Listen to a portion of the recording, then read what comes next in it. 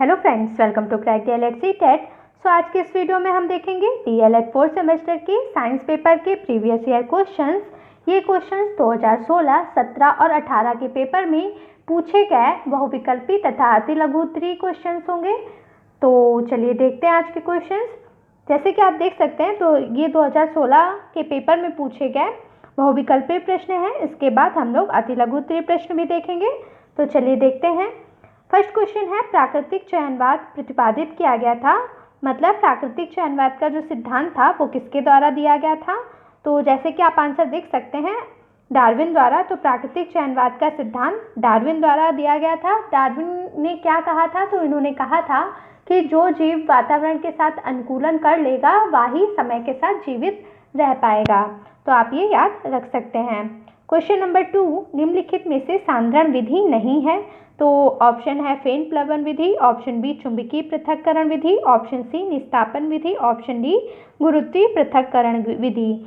तो फेन प्लवन विधि, चुंबकीय पृथक्करण विधि तथा गुरुत्वीय पृथक्करण विधि, ये तीनों विधियां सांद्रण विधि हैं। इनके द्वारा अयस्कों का सांद्रण अर्थात अयस्कों का शोधन किया जाता है, जबकि निस्तापन विधि सांद्रण विधि नहीं है। क्वेश्चन नंबर 3, कांच की छड़ को रेशम से रगड़ने पर छड़ में आवेश आ जाता है। तो जब एक कांच की छड़ को रेशम से रगड़ा जाता है तो कांच की छड़ पे कौन सा आवेश आ जाता है? तो कांच की छड़ पे धन आवेश आ जाता है, जबकि रेशम में कौन सा आवेश आ जाएगा? तो रेशम पर ऋण आवेश देखने को मिलता है। तो इस क्वेश्चन का राइट आंसर होगा धन आवेश। क्वेश्चन नंबर 4, आवर्त सारणी में किसी समूह में ऊपर से नीचे जाने पर क्या देखने को मिलता है? ऑप्शन ए आयनिक त्रिज्या घटती है या सुचालकता घट जाती है, ऑप्शन सी घनत्व घट जाता है या ऑप्शन डी धात्विकता बढ़ जाती है।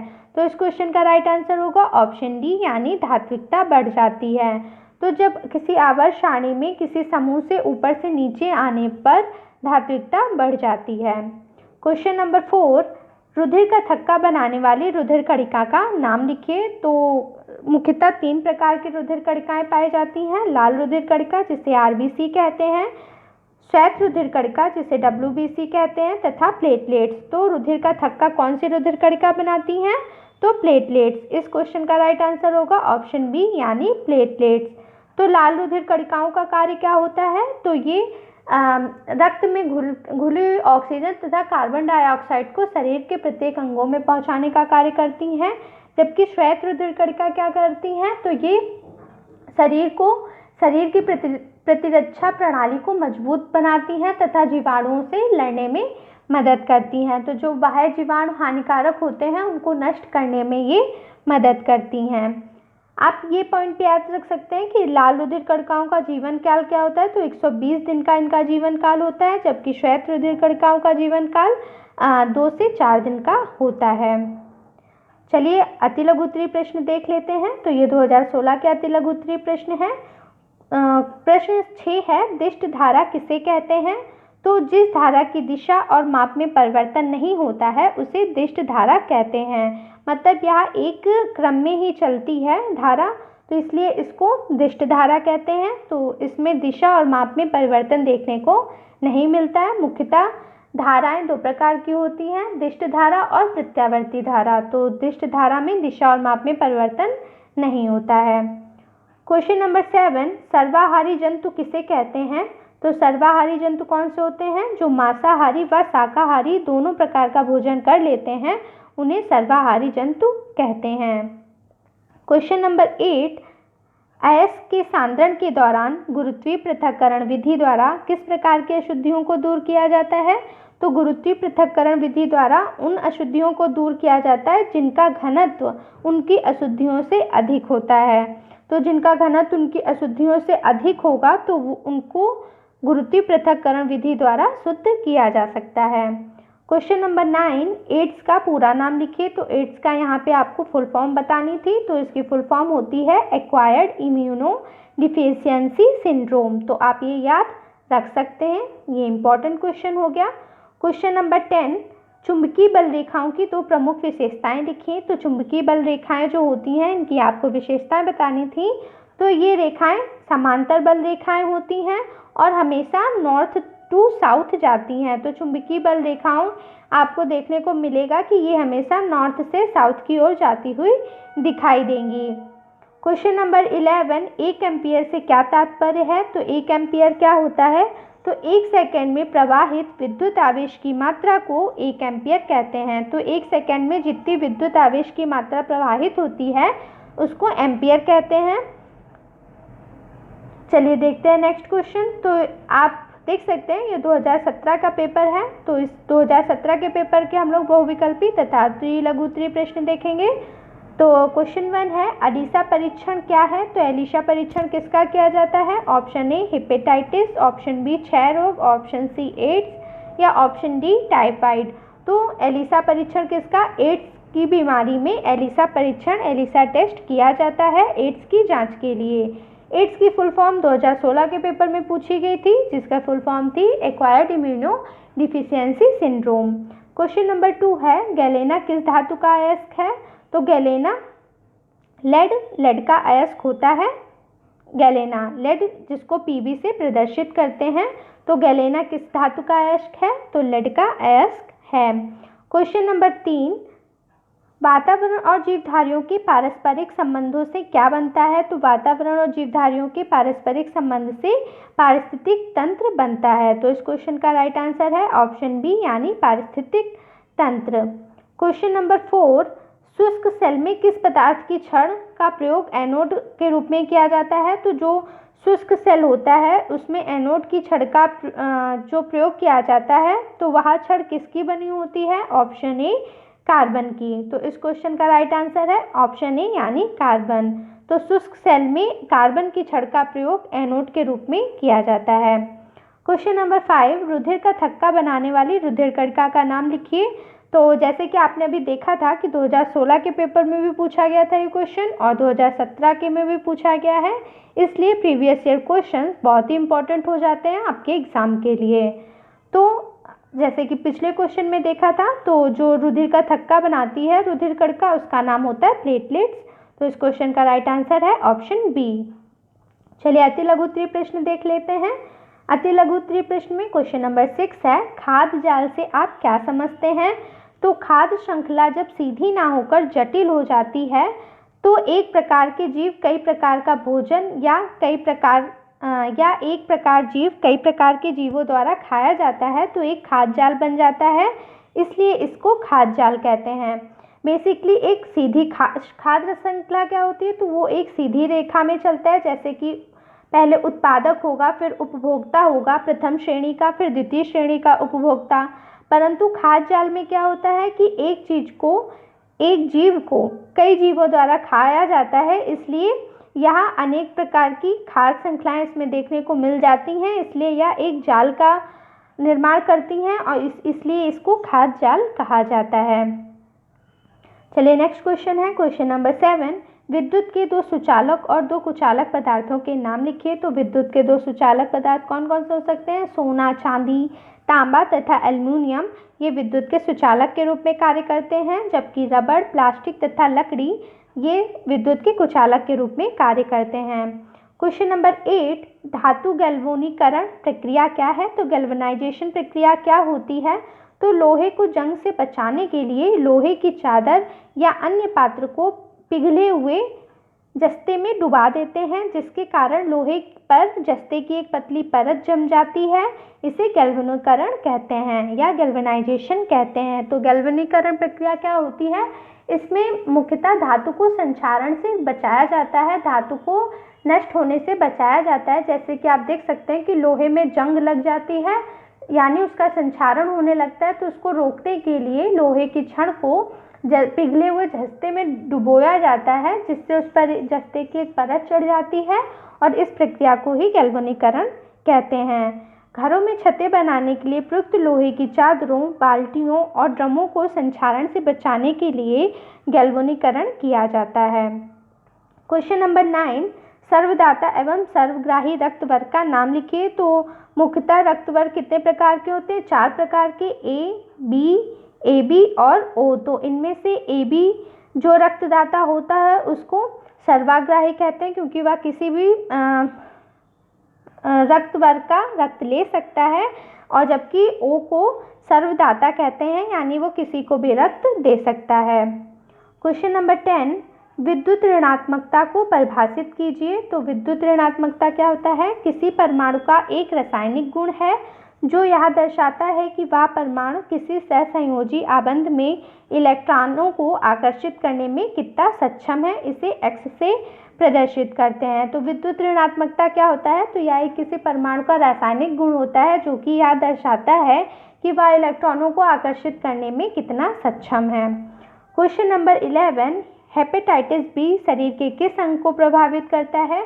तो हेपेटाइटिस बी विषाणु के कारण होने वाला लीवर यानी यकृत का एक गंभीर संक्रमण रोग होता है जिसे टीके द्वारा आसानी से रोका जा सकता है। तो यहाँ पे पूछा गया था शरीर के किस अंग को प्रभावित करता है? तो यह शरीर के लीवर यानी यकृत को गंभीर रूप से प्रभावित करता है। सो ये 2017 के पेपर के बहुविकल्पी और अति लघु उत्तरीय प्रश्न थे। अब हम लोग 2018 के बहुविकल्पी तथा अति लघु उत्तरीय प्रश्न देखेंगे। तो 2018 के पेपर के बहुविकल्पी प्रश्न हैं, जिसमें पहला प्रश्न है निम्नलिखित में से दिष्ट धारा का प्रयोग करते हैं। तो दिष्ट धारा का प्रयोग किस में किया जाता है? तो दिष्ट धारा का प्रयोग टॉर्च में किया जाता है, जबकि पंखा, टीवी और कूलर ये प्रत्यावर्ती धारा के उदाहरण हो जाते हैं। इसमें डायरेक्ट करंट इनमें नहीं पहुंचाया जाता है, क्योंकि अब दिष्ट धारा यानी डायरेक्ट करंट और प्रत्यावर्ती धारा अल्टरनेटिव करंट होता है। तो अगर डायरेक्ट करंट इसमें आ जाएगा तो ओवरलोड हो जाएगा, जिससे ये उपकरण खराब होने का डर बना रहता है। इसलिए इन उपकरणों में प्रत्यावर्ती धारा का प्रयोग किया जाता है, जबकि दिष्ट धारा का प्रयोग टॉर्च में किया जाता है। क्वेश्चन नंबर 2, पौधों एवं जंतुओं के बीच की कड़ी क्या है? तो आप याद रख सकते हैं पौधों एवं जंतुओं के बीच की कड़ी क्या है? युगलीना।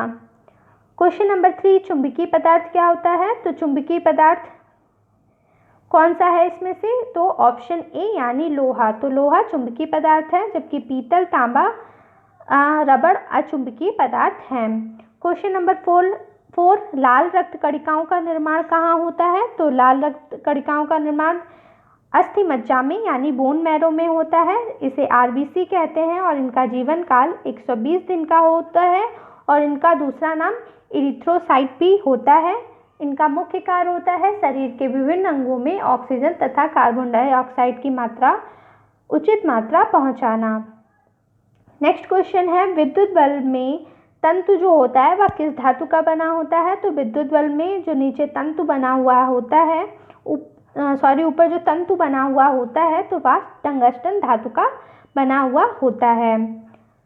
चलिए अति लघु उत्तरीय प्रश्न देख लेते हैं। तो क्वेश्चन नंबर 6 है खनिज तथा अयस्क से क्या अभिप्राय है? तो खनिज ऐसे भौतिक पदार्थ हैं जो खान से खोदकर निकाले जाते हैं। तो खनिज क्या होते हैं? तो पृथ्वी के नीचे धरातल के नीचे जो खानों से खोदकर पदार्थ निकाले जाते हैं तो ऐसे पदार्थों को खनिज कहते हैं, जैसे लोहा, अभ्रक, कोयला, बॉक्साइट, जस्ता, चूना पत्थर इत्यादि।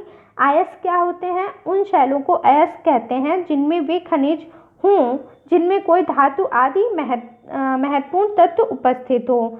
तो अयस्क मुख्यतः क्या होते हैं? तो अयस्क मुख्यतः खनिज ही होते हैं, परंतु इनमें अयस्क उनको कहा जाता है जिनसे उस धातु की मात्रा अधिक रूप में प्राप्त होती है।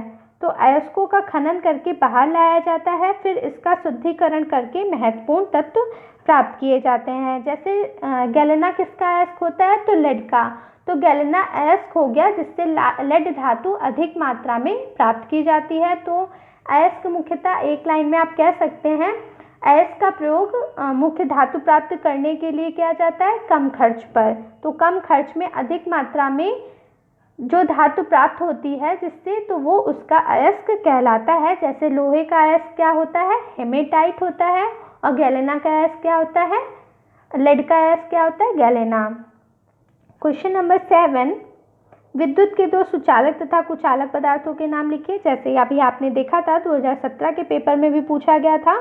तो प्रीवियस ईयर क्वेश्चन इसलिए इंपॉर्टेंट हो जाते हैं क्योंकि ये रिपीट होते रहते हैं। सो आप ये लर्न कर लीजिएगा। तो क्वेश्चन नंबर 7 है विद्युत के दो सुचालक और कुचालक पदार्थों के नाम लिखिए। तो सुचालक पदार्थ क्या होते हैं? यहाँ पे गलत है रखा है, तो चांदी, कॉपर, सोना, ये भीगी लकड़ी भी नहीं होगा। तो ये यहाँ पे सुचालक भीगी लकड़ी होगा, तो यहाँ पे ये मानव नहीं होगा। तो चांदी, कॉपर, सोना, भीगी लकड़ी ये विद्युत के दो सुचालक पदार्थ हो गए, जबकि कांच और सूखी लकड़ी विद्युत के कुचालक पदार्थों के रूप में जाने जाते हैं। क्वेश्चन नंबर 8, यदि पृथ्वी से सभी पौधे समाप्त हो जाएं तो जंतु जगत पर क्या प्रभाव पड़ेगा? तो यदि पृथ्वी से सभी पौधे समाप्त कर दिए जाएं तो खाद्य श्रृंखला के सभी पोषी स्तरों के जीव भोजन के लिए एक दूसरे पर निर्भर करते हैं। जैसे कि पता है, खाद्य श्रृंखला में पहले उत्पादक होता है यानी पौधे होते हैं, तत्पश्चात प्राथमिक उपभोक्ता, द्वितीयक उपभोक्ता होते हैं। तो खाद्य श्रृंखला एक दूसरे पर डिपेंड होती है। तो यदि अगर पौधे ही समाप्त हो जाएंगे तो खाद्य श्रृंखला की कड़ी टूट जाएगी, इसलिए ऊर्जा का जो खाद्य श्रृंखला में ऊर्जा का प्रवाह होगा वो रुक जाएगा और सभी जीव जंतु संकट में आ जाएंगे। तो आप लिख सकते हैं कि अगर पेड़ पौधे समाप्त हो जाएंगे तो जंतु जगत पर क्या असर पड़ेगा, तो आप ये लिख सकते हैं। क्वेश्चन नंबर 9, खाद्य जाल किसे कहते हैं? तो किसी भी परितंत्र में विद्यमान अनेक खाद्य श्रृंखलाओं की परस्पर अंतःक्रियाओं से जटिल जाल बनता है, इसे खाद्य जाल कहते हैं। तो परितंत्र में अनेक खाद्य श्रृंखलाएं होती हैं जो परस्पर आपस में अंतःक्रिया करती हैं और एक जाल का रूप बना लेती हैं, इसे ही खाद्य जाल कहते हैं। क्वेश्चन नंबर 10, मानव के रक्त वर्ग के प्रकार तथा उसमें पाए जाने वाले प्रतिजन और प्रतिरक्षी को भी लिखिए। तो मानव में मुख्यतः 4 प्रकार के रक्त वर्ग पाए जाते हैं, ए, बी, ए बी और ओ। ए बी को सर्वग्राही कहते हैं, जबकि ओ को सर्वदाता कहते हैं। तो इसमें जो पाए जाने वाले प्रतिजन और प्रतिरक्षी क्या होते हैं? तो प्रतिरक्षी एंटीबॉडी ये प्रोटीन के बने होते हैं जो प्लाज्मा में पाए जाते हैं। ये 2 प्रकार के होते हैं, स्मॉल ए और स्मॉल बी। प्रतिजन एंटीजन क्या होता है? तो ये ग्लाइकोप्रोटीन के बने होते हैं जो आरबीसी से चिपके रहते हैं। ये भी 2 प्रकार के होते हैं, परंतु ये कैपिटल लेटर ए तथा बी में के रूप में होते हैं। क्वेश्चन नंबर 11, विद्युत धारा किसे कहते हैं? तो आवेश प्रवाह की दर या मात्रा को इलेक्ट्रिक करंट यानी विद्युत धारा कहते हैं। इसका मात्रक एम्पियर होता है और विद्युत धारा को स्मॉल आई से डोनेट करते हैं। तो विद्युत धारा आप बता सकते हैं कि आवेश प्रवाह की दर या मात्रा को इलेक्ट्रिक करंट या विद्युत धारा कहते हैं और इसका मात्रक एम्पियर होता है और उसे आई द्वारा प्रदर्शित करते हैं। ये 2016, 17 और 18 के बहुविकल्पी तथा अति लघु उत्तरीय प्रश्न थे जो कि एग्जाम के लिए बहुत ही ज़्यादा इम्पॉर्टेंट है। वीडियो अच्छा लगा हो तो वीडियो को लाइक कीजिएगा, शेयर कीजिएगा और चैनल को सब्सक्राइब कीजिएगा। मिलते हैं नेक्स्ट वीडियो में। Thanks for watching.